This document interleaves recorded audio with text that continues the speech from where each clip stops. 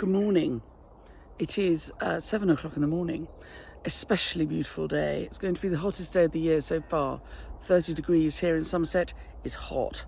Those of you who live in places where it regularly gets hotter than that, you are tough. You're tougher than I. Anyway, before it goes over, I thought we'd go and have a look at the wildflower meadow. It's looking amazing. Come on, I'll come and show you what we've got in the field. So we have various patches of meadow here at Common Farm, and they've all been created by my husband Fabrizio. It is really his life's work. We've lost 97% of our wildflower meadows since the Second World War here in the UK, and so recreating a space like this is incredibly valuable ecologically. Every time anybody, even this is a relatively small space, it's the sort of size of a tennis court, even a space this big is reintroducing real wildflower seed back into the native seed bank, and so it's doing a very good thing. And look, the purple spikes are orchids. There are oxeye daisies. The base is yellow rattle, which is this little person here. I can't see my finger, that. And it's called yellow rattle because it rattles when it's dry. Can you hear it? I can hear it, but you may not be able to. The blue there, that's meadow crane's bill. The yellow is a buttercup. The orchids, the pointy purples are orchids, and they're all just going over, so I have to film today or we'll miss them. So this was a patch of thick ryegrass for feeding cattle, and the yellow rattle predates upon the grass and stops it being so strong. This little umbellifer here is corky fruited water dropwort.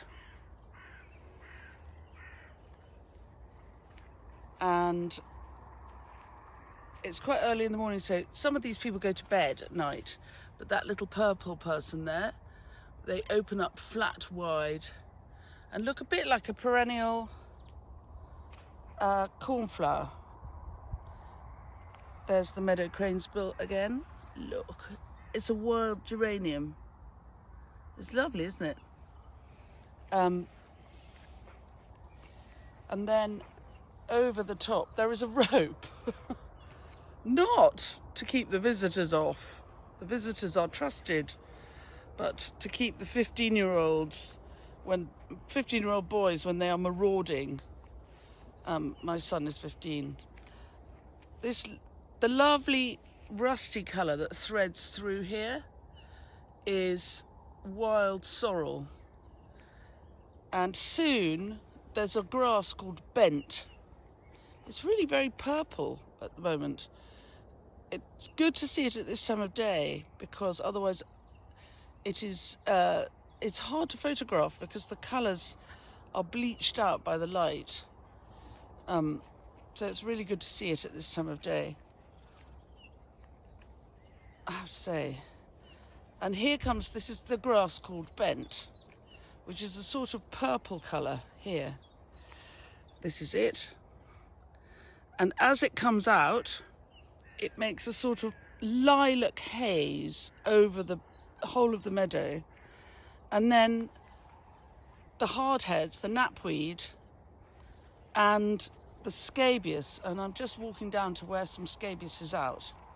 There's a scabious called devil's bit scabious, which is this purple knobbly person. If I lean in, can you see there's a knobbly purple person, a new shape? That's devil's bit scabious. And the bent grass, the sort of lilac haze of the bent, the devil's bit scabious and the meadow crane's bill are a blue haze over the meadow. It is something else. But this is only one part of it.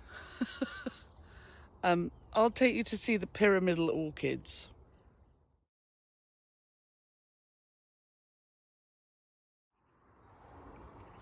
So this is a little patch of wildflowers. It's not very big, maybe 10-15 feet by 3 or 4. You don't need a huge patch of space to have a patch of wildflowers, and even a little patch will make a difference to the wildlife in your area.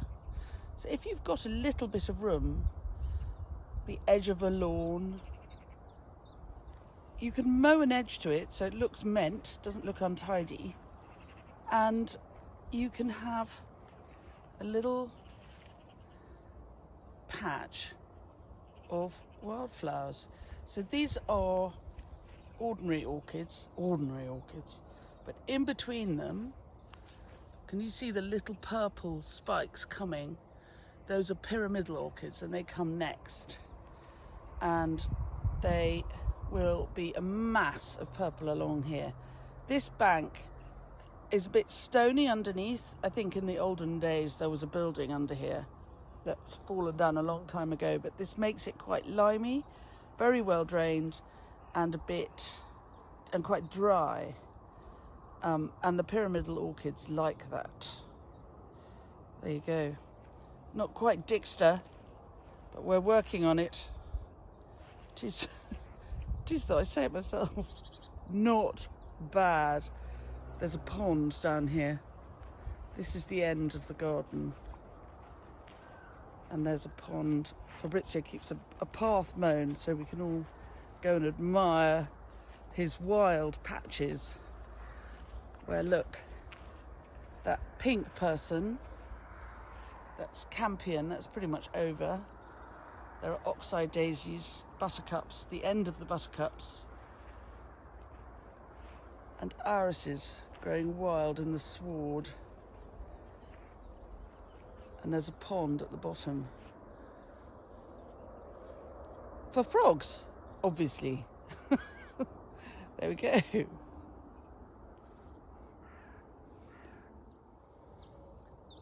And here's another patch of orchard. We split the land up so there are little patches of wild and orchard all over the place. One day I'll do an overview and show you how it works. And you can see the meadow cranesbill's really taken here. The orchids have taken a while to get here, but they're suddenly pinging up. There are like 5 or 6 here, but the cranesbill is very, very happy. It's really a little wild perfection. And this is, I mean, 1/8 of an acre, not very much. It's got 1, 2, 3, 4, 5, 6 fruit trees and 1/8 of an acre meadow under it. Nice. And then we have this path featuring me, hello, that goes up to one of our big cutting patches. It's between this patch where I cut the Sweet William and the foxgloves and the next patch up the top. And it's made with rubble. There's a lot of rubble under the ground, and so we get slightly different wildflowers here, including this lovely mountain cranesbill, the little purple person you can see, and the yellow egg and bacon, not its official name. And later in the season, there will be a wash of wild carrot all the way down this path, which I will cut as a cut. Well, I won't cut all of it, but I'll cut some of it as a wildflower. And there are more coming. For example, this is going to be lady's bedstraw here next to the nettle. Lady's bedstraw, which is yellow. It smells delicious. And underneath it all, just going over, is white clover. And just coming up, see the little orange person there? That is fox and cubs. And the reason it's not open is not because it's not open, it's because it's been sleeping. It's only just woken up for the morning. Plants need time to snooze too, you know. And there you have it. The wild areas at Common Farm. Well, I hope you've enjoyed this little introduction to the wild areas at Common Farm. Fabrizio holds very full-on workshops about how he's created these areas and is much more expert than I. And so I'm trying to encourage him, see if we can find time. We're going to make a downloadable workshop about how we do this. I just admire, but I am no expert. He is your man.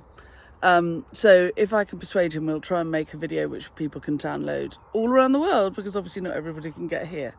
Anyway, thanks very much for coming along. If you'd like to support these clips, then you can always buy me a coffee. Thank you very much. The link is in the blurb to all the clips, and I hope you have a really lovely day.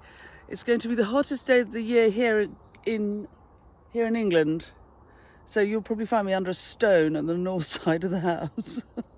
And no, I'm doing a biennials workshop later. Things to do.